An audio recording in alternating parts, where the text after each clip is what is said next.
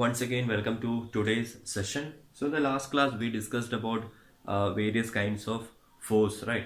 So, we have studied about contact force and non-contact force.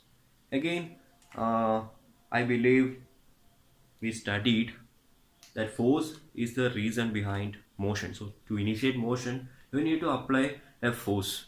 So, today we will be looking into uh, uh, the very important law or a rule which governs the motion of a body. In the last video, I have just given an introduction or in detail through a video, animated video.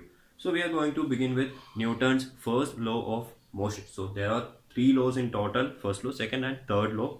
So today we will be looking into Newton's first law. So what does this first law says? So the statement has been given as every body, it's not everybody, should be every body. Okay, so every body continues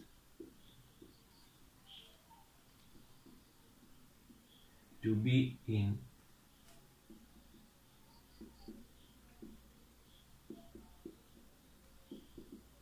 Newton's first law states that every body continues to be in a state of rest or of uniform motion. Okay, either in a state of rest or the state of uniform motion. Okay, unless compelled by an external unbalanced force. So we just try to say that if I am considering this particular body to be on this surface, so this particular red colored object, as long as I didn't apply any force, it will lie there itself. But if I start applying some force, the object, it moves. So your Newton's first law states that this particular body which was at rest, it will remain there at rest till I apply an external force. Okay, external unbalanced force. I will come to what does unbalanced mean. So for the time being, I'm saying without any external force, this body can't change its state of rest. Or if I consider the case of a book, so think that or there is a rectangular block which is lying on a table. Let's say it is lying on the table. So if you want to move this block from this particular position to this particular position, you need to apply a force, right? So if you didn't apply that force, it will remain there as long as you are not going to apply the force. So that is your first part of your Newton's law. Again, coming to the second part, the state of uniform motion. So you know what uniform motion is by this time. So your uniform motion, it means a body moving with a constant speed or velocity. Okay, if it is moving in a straight line with particular speed, let's say 40 km per hour, it will keep on moving with the same. So constant velocity or constant speed, you refer to uniform motion. So if I consider the case of the earth which is moving around the sun, or a train which is moving at a speed of 60 km per hour in a straight track. So I'm not considering any other forces here. So it is moving with a constant speed, or it is said to be in uniform motion. So in such case, that particular body, if I didn't apply any force, it will keep on moving. Or take the case of, I don't think that the example of train won't be a practical one. So if you take the case of the earth which is moving around the sun, so the planet earth, it will keep on moving around the sun.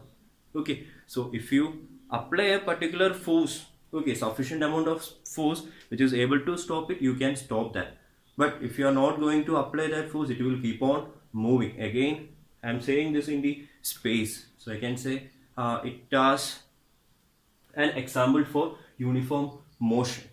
So a body which is in uniform motion, it will try to be in the same condition. Okay, so you can't bring it to rest, if you are not applying a force. So if you want to bring a body at rest in motion, you need to bring a force. If you need to bring a body in motion to rest, again you need to apply a force. And again you define force as a force which tries to change the state of an object which is at rest or in motion. That is what you studied when I said the definition of force. So your Newton's first law states that every body continues to be in a state of rest or uniform motion unless compelled by an external unbalanced force. So your force should be external. So you have to apply the force from the, okay, external means outside. So you have to apply it from the outer side. And again, unbalanced force. So again, think that I am standing here. Okay, so unbalanced means, and a person want to pull me to this side, and another person who is standing here, he also need to pull me to his particular side. So just like, okay, I'm not specifying anything. So they wanted me, so this particular person, he wanted me to the right side, and this particular person want me to the left side. And if both of them, okay, if they are applying the same force, okay, in that particular direction, so will there be any movement for me? Or just think that I am standing here, a person, okay, think that it is the politics. So a person who is standing on my right side is saying that he will give me 10 lakhs rupees. Okay, and a person who is standing on my left, he is again saying that he will give me 10 lakhs rupees. Will there be any change in my tendency to go to left or right? Okay, I won't show any, if I am a practical politician, I won't show any response, right? But if he is offering me suddenly 50 lakhs and he is offering me, let's say 10 lakh only, okay, then to which side I will move? So I will be moving towards the right side. So because he offered me more money. So just like that, force. So if this person have applied a larger force, then I might have shifted to that particular side instead of moving towards the other side. So in the same way, if you are applying same force, okay, so if you are applying the same force to a person, so this particular person again applying, let's say 50 Newton, he is also applying 50 Newton. So the net force will be 0. So in this case, I can say that it is a case of balanced force. So equal but opposite. Force being a vector, it will be, if you take this as plus, this will be minus 50. So plus 50 minus 50, total you will get it as effective force. So net force is equal to 0. So your external unbalanced force refers here that net force shouldn't be equal to 0. But in case, okay, this was 150 Newton. Now your net force will be 150 minus 50. So that will give you 100 Newton. So the body will move towards this particular side. So what, that is the meaning of external unbalanced force. Now coming to the statement, I have to evaluate the statement. So from that you will get a property of the body, an intrinsic property. So you might have heard it already or you have studied it already. So I am continuing. Okay, every body continues to be in a state of rest. So continues to be in a state of, and again the second one, continues to be in a state of motion. Okay, uniform motion or motion I can take here. So coming to this, again continuing to be in a state of rest, which we all like, right? So again continues to be in a state of uniform motion. So we are familiar with the term inert, right? So you know what is inert. So in chemistry you have heard of noble gases or inert gas, right? So inert. So inert in chemistry it refers to something which is chemically inactive, right? Or the examples are argon, helium. So those we call it as inert gases or noble gases. So they are chemically inactive. So in the, if you generalize that particular term, you can call it as, okay, inactive, or I can say sluggish, or lazy, or again, okay, such terms you can use. So here continues to be in a state of rest and continues to be in a state of motion. So if you are compelling or if you are forcing it, compel means you are forcing someone, right? So forcing, that means you are compelling an external unbalanced force. So you can bring the body which is at state of rest into motion. Again, if you compel a body with an external unbalanced force, you can bring a body which is in a state of uniform motion into the state of rest. But this body at rest, so it is now having a tendency to remain at rest, though you are trying to, though you are compelling it, okay, to change its state of rest. It is like our parents is asking us to wake up. Okay, so they will come and they will ask us to wake up. But so that is your external force here. Okay, the parents trying to make you awake. But what is the tendency within us? So we will again try to keep on sleeping. So again, can I call or can I compare it as similar to continues to be in a state of rest, though there is an external unbalanced force. Again, the same way continues to be in a state of motion. So a body which was in a state of motion, again, if you try to bring it to rest, okay, it have a tendency to oppose that. But a body which was in motion, it tries to be in the same motion pattern itself instead of coming to rest. So together, I can say that somebody is not willing or they are not showing an showing their willingness to change their either the state of rest or their state of motion. So scientifically, I can call it as inertia. So here, these two things we can call it as the laziness. Okay, that's why I have used this word inert or inertness. So inertness. So that laziness, that inactiveness, that sluggishness. So all these things, okay, you can put it under the category of inertness. And so you term it in physics as inertia. Or I can say that inertia is a property by which an object tries to remain at its state of rest or the state of motion. Okay, so that particular property you call it as the inertia. So scientifically I am calling it, or in physics we term it as inertia. So the ability or the tendency of a body to remain at its state of rest or state of motion.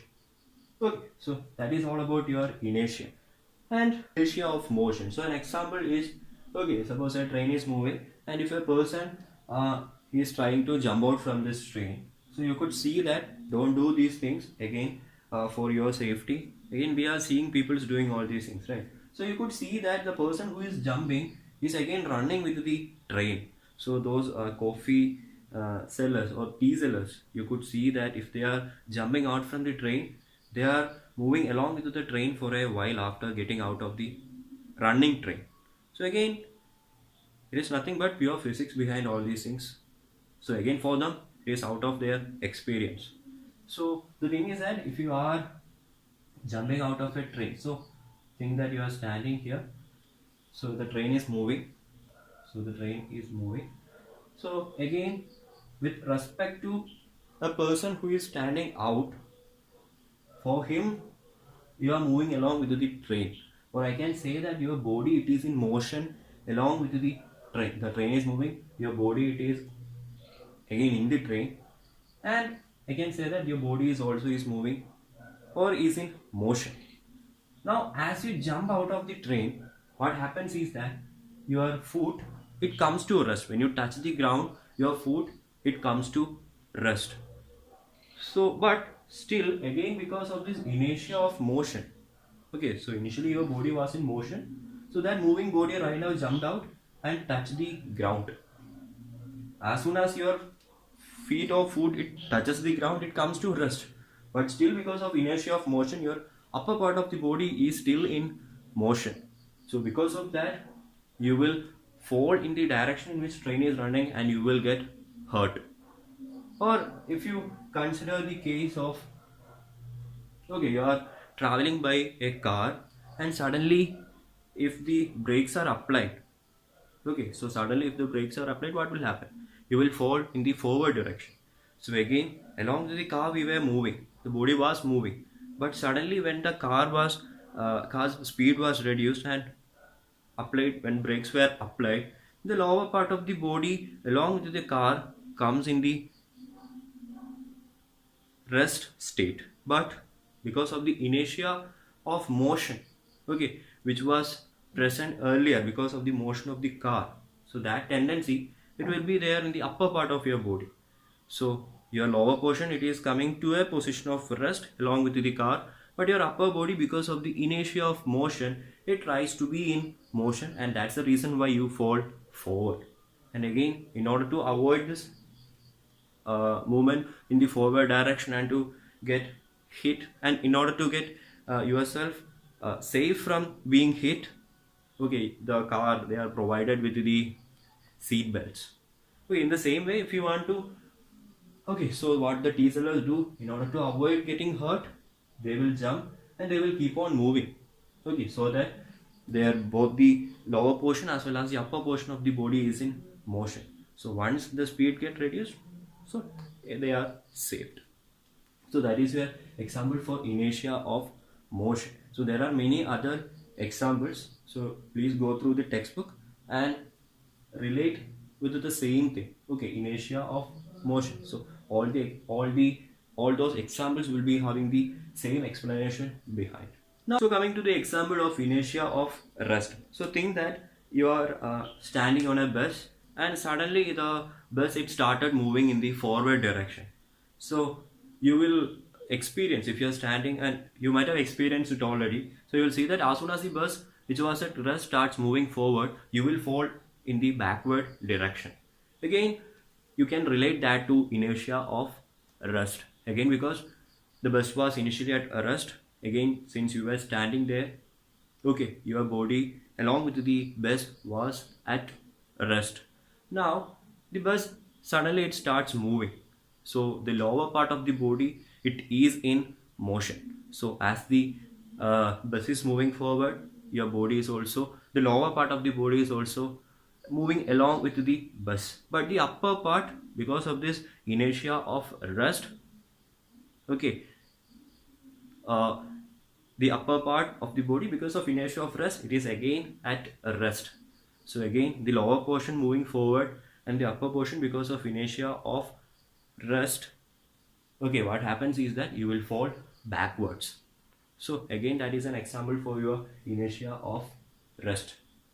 So again, one more example if you want, that is nothing but, if you want to pluck some fruits or mangoes, what you usually does is that you just jerk the branches with a stick or something, right? So what happens again there? So initially the branches, they were at rest, branches including the fruits, they were at rest. So now when you jerk the branches, what happens is that the branches, it comes in the state of motion, but your fruits, because of its property of inertia of rest, tries to be in a state of rest. So because of this uneven happening, the fruit, it falls down. Or again, if you, so when you try to beat your carpet, okay, the carpet, it starts moving, but the dust, because of inertia of rest, will try to remain there, and finally there is no medium to stick, it falls down because the carpet is moving, right? So that is what is happening. Think that you are having a toy car, so a toy car and a real car.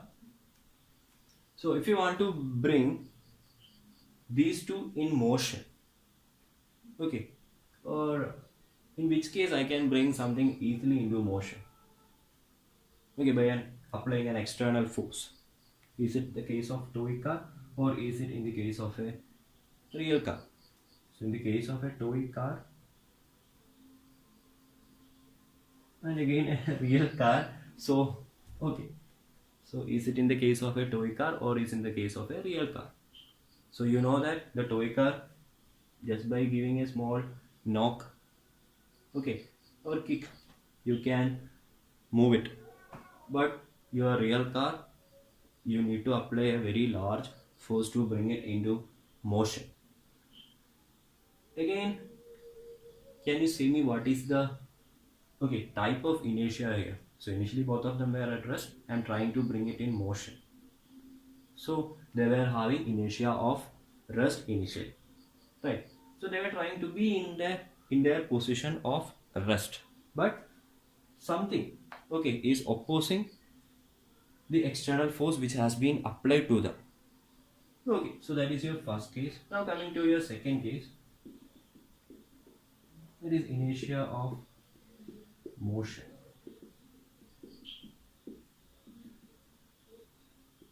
So now I am considering the toy car which is moving. So toy car is moving, and again your real car is also moving. So both of them are in motion. Now if I ask you, in order to stop which one, you need to apply a larger force. Is it in the case of a toy car or is it in the case of a real car? So you know that in order to stop the real car, you need to apply a larger force. So a car is coming. So if you want to stop that, will you go in front of the car and use your hand to stop it? Do you think that it will stop there? No. But if you want to stop a toy car, okay, just one finger, that might be sufficient. So in order to stop the real car, you need to apply a larger force. So what I'm trying to say is that the inertia is a property of the mass of the object. Okay, so this inertia, it can be attributed to the mass of an object. Greater the mass, greater will be the inertia, whether it can be rest or motion, which we have seen in these two cases. Again, the answers of exercise 2A and 2C has been provided to you already through the campus care, which is provided you from the school. And the reason why exercise 2B wasn't included is that as per the new revised syllabus, those topics are not included.